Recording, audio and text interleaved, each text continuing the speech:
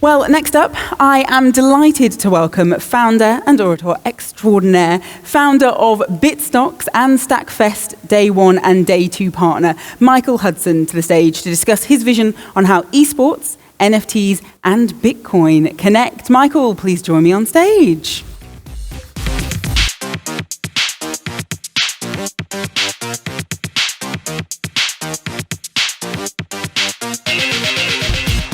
Hello, lovely to meet you. So am I sitting, standing? Let's go for it, right? So you've got slides? Yes, I do. So feel free to jump to the lectern. Okay, great, let's go for it. Hello, good afternoon, everyone. Just waiting for my slides to appear on the stage.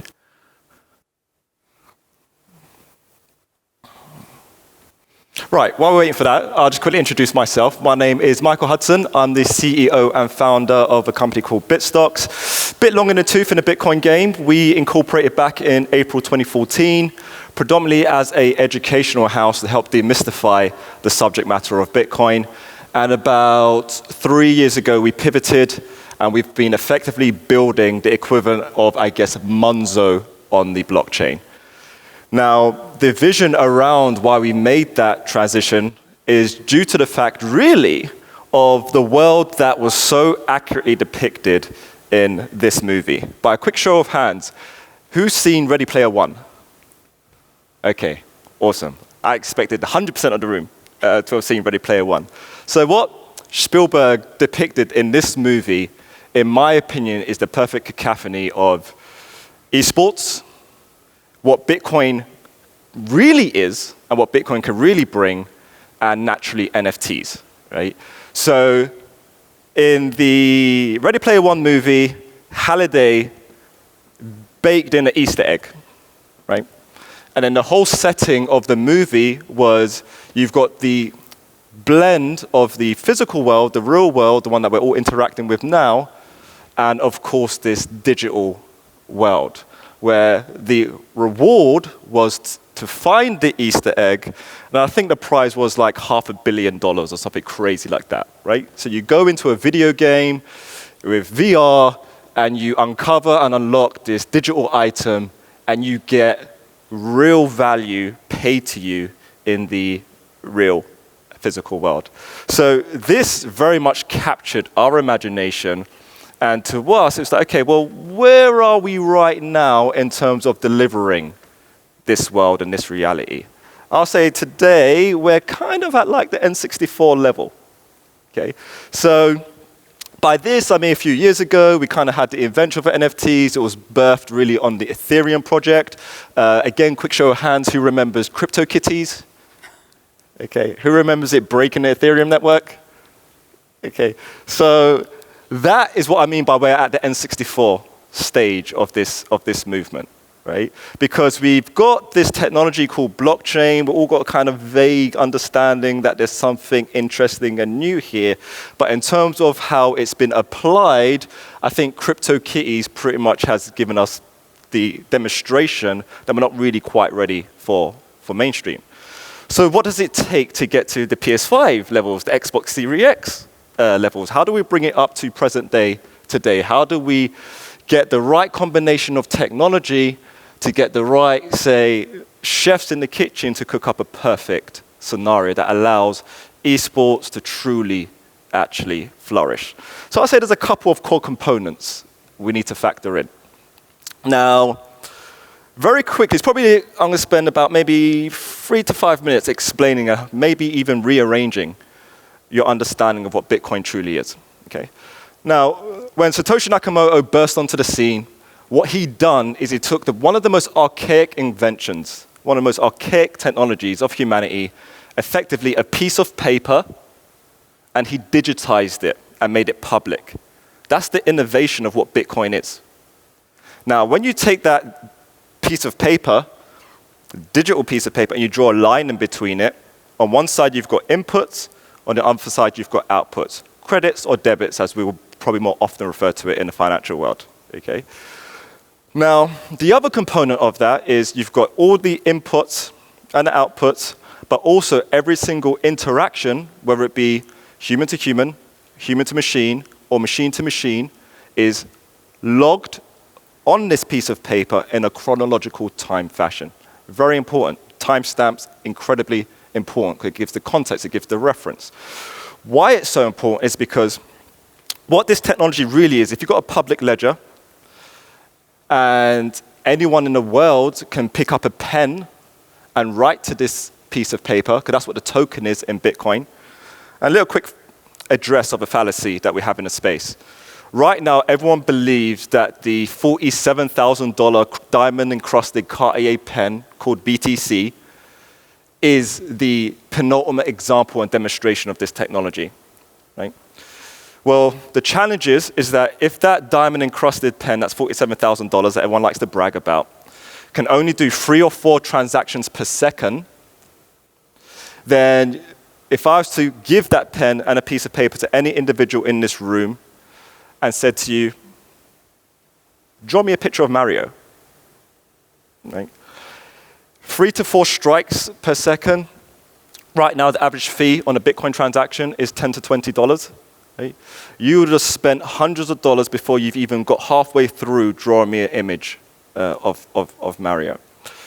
Reason why this is important is because what the ledger is there to do is to log the transference of property rights, ownership. Right?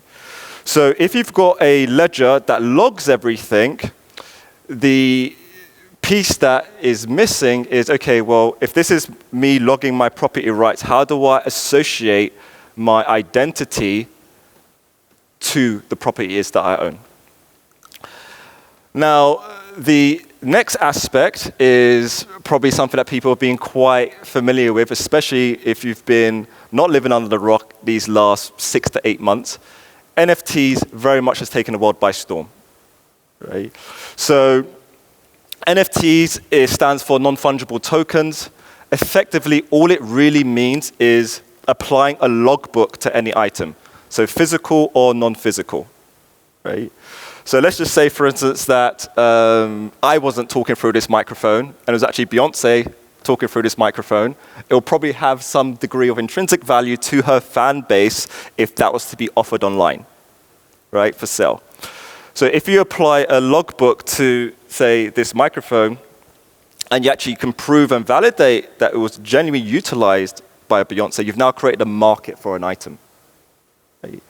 So that is what's taken the world by storm with NFTs. And I genuinely believe that with the CryptoKitty example that we had, it definitely sent out a beacon that many people picked up and realized that we're entering in this world where we're saying buzzwords like data is the new oil, right? And we must protect and preserve our data and our data integrity.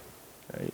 And that's absolutely true, but the prerequisite to the data, where does the data come from? It's us, it's human consciousness, it's our interactions and how we communicate with one another.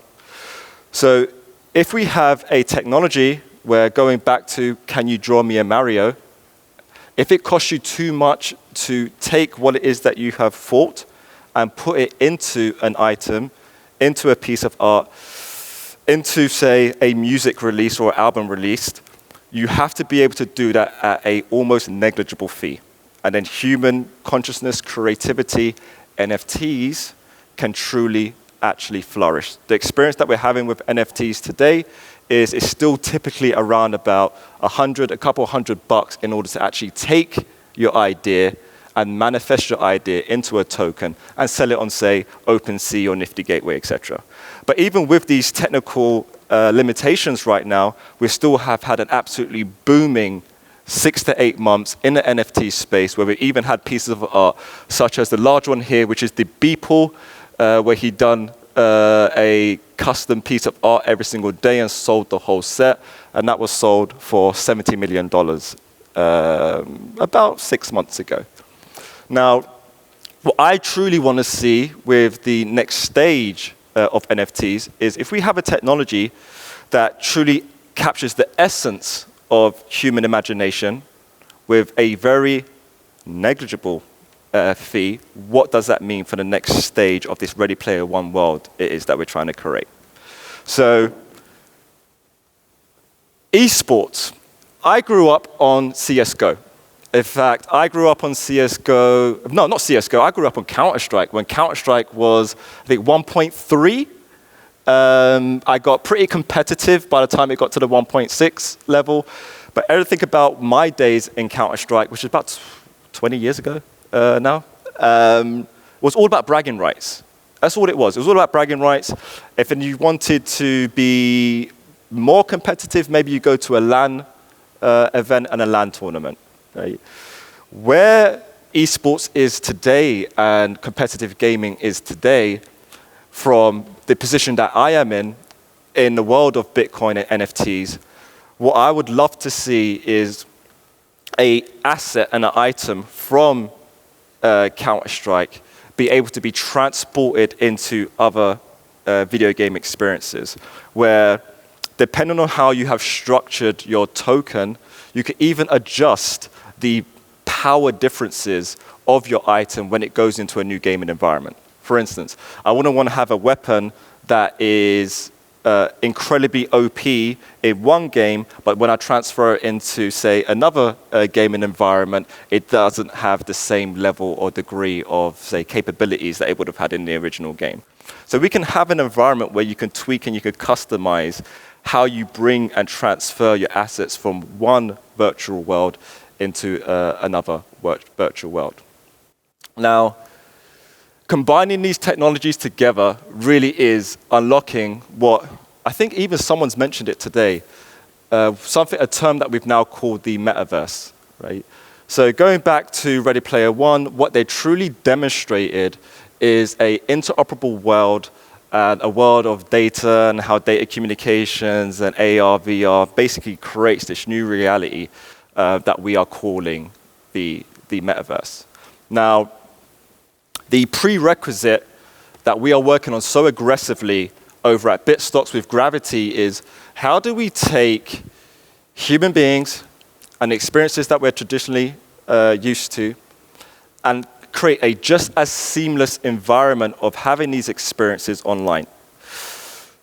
One of the panels earlier was talking about trolling and bullying in these environments. Now, the approach that we have taken is really simple. How do we consciously connect? And to be honest with you, we have to kind of step out of being nerds, which is pretty difficult for us, and think about how we actually interact with human beings. Now, if I went to, and I don't do it too much, but my clubbing days, if I went to a nightclub and I didn't take identity at the door, I kind of knew I'm probably going into a pretty dodgy establishment, right? I make sure I got my boys with me. We've got to make sure I keep things strong and keep things under control and calm. If they take identity at the door, you feel more relaxed, naturally, because you know if something happens within that environment, there are recourses and avenues of recourses that allow us to address any antagonistic situation that presents itself, right? Because you have accountability. Human beings, when there's a degree of accountability, we tend to conduct ourselves a little bit more responsibly. The challenge is online. You could just create a Twitter account pseudonymously, an Instagram account pseudonymously, a gamer handle pseudonymously, right? You could jump into all of these different forums, all of these different servers, and you could just light it up. I have never experienced racism like I have playing Modern Warfare 2 when it first came out on Xbox 360. It was crazy. Now, the thing that the next stage of Bitcoin, NFTs, and esports is you yourself becoming an NFT. You are unique, right? So what we're creating over at Bitstocks with Gravity is with Gravity ID, you yourself, you create your own digital avatar and that becomes your digital twin, right? The way that you interact with people is you have effectively equivalent of an email address, but that works natively on the Bitcoin protocol. So if you are doing smart contracts, right, that allows you to transfer value from, like I said before, human to human, human to machine, or machine to machine, you want to set up a contract with your identity associated to it. Because, again, another fallacy within the space, people in crypto believe that possession of keys really is 12/10 of the law, not just 10/10 of the law. And the reason why that is fundamentally wrong is a very simple way of explaining. If I took out my car key and I dropped it on this stage, and someone picked it up and took my car for a joyride, just because they had possession of my keys, does that mean that they own my car? No, and the reason being is because DVLA and the registry. I can then phone the police, state my name, my identity, and ask them to politely redeem and recover my property. Right? We need to have a way to do this in the Bitcoin, blockchain, and crypto space. So just having your Trezor with your custom addresses, think of now, would you set up a smart contract for the distribution of your will? Right? Let alone like how you're going to get your gaming payouts into your account. Think more seriously, what about will transfers, property transfers, Beeple with a $70 million painting, right? Us doing things the way that we have, pretending that we should all be our own bank, I think is a huge, huge, huge step backwards.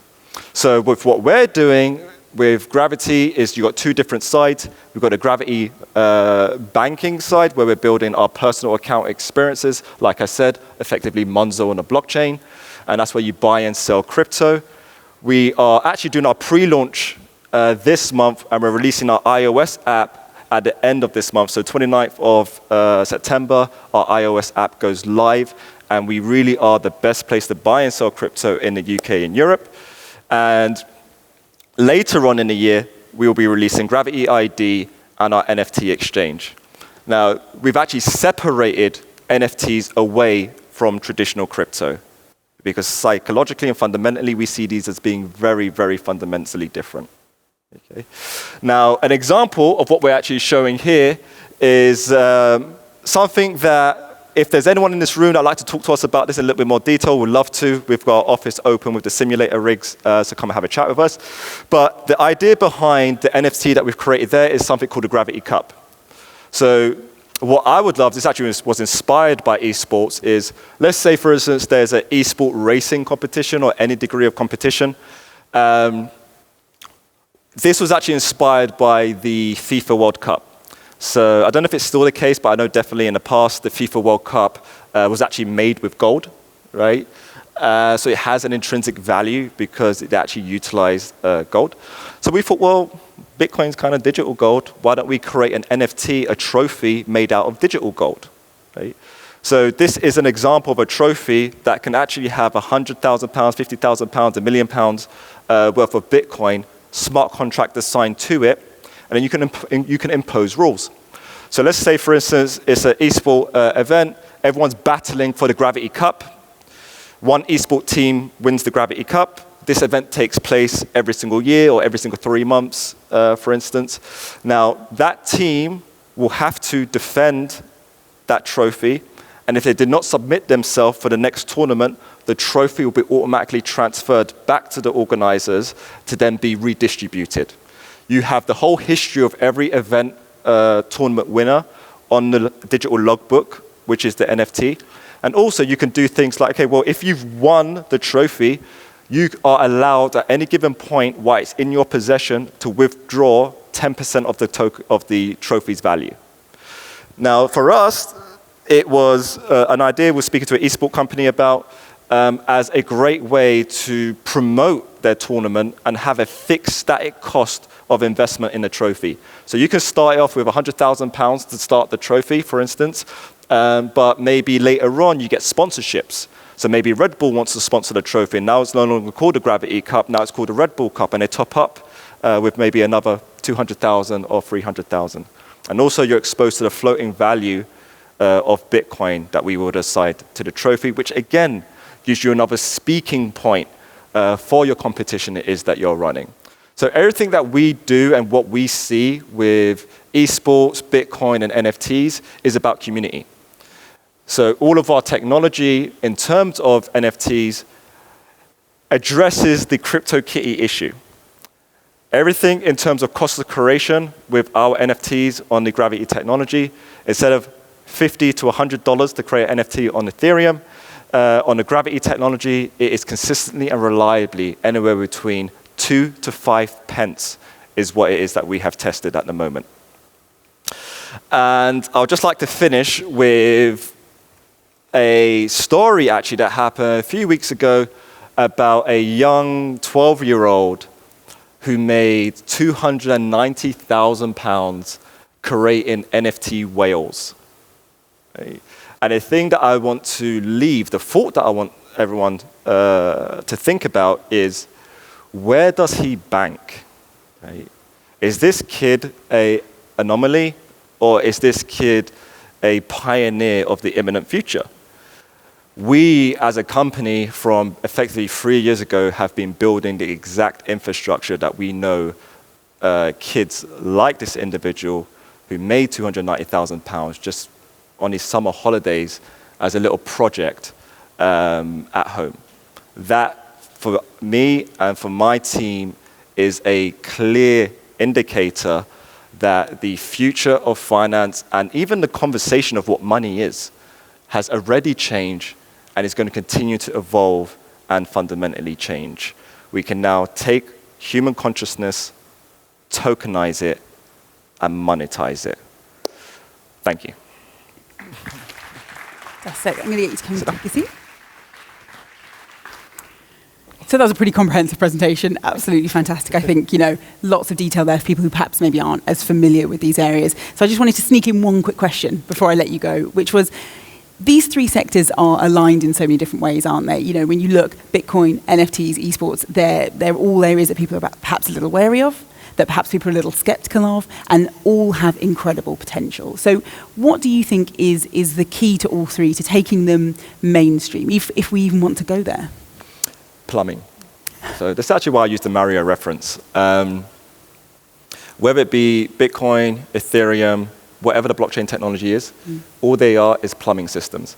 So by that is, whenever I view the property, whether I'm buying or renting, I've never asked the individual show me around the dimension and the brand of the plumbing. Right? As long as I use the tap, it works. Flush the toilet, it works. We haven't achieved that in this space in terms of the crypto space. In 12 years, we've yet to achieve that. NFTs and esports is the mainstream knocking on our door. So if I'm building a house, I want you to come in, utilize the taps, and we never need to call the plumber. So for us, the importance to make it all seamless and make it invisible is we need to build a house on top of a plumbing system, the right plumbing system, that people can just enjoy the balcony, the kitchen, the nice things, right? It's UI, UX, and it's taken a nerdiness and just thrown it away, and just making crypto and blockchain technology efficient plumbing. Ones that, once installed, you never have to pick up the phone to the plumber. Any person who has utilized crypto here, done NFTs, etc., I guarantee in some way, shape, or form have tried to call some degree of plumber, whether it be their friend that knows more than them, right?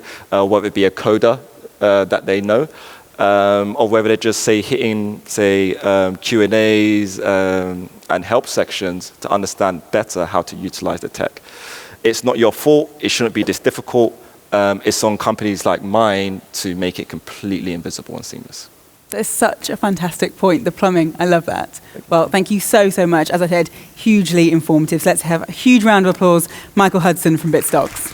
Thank you.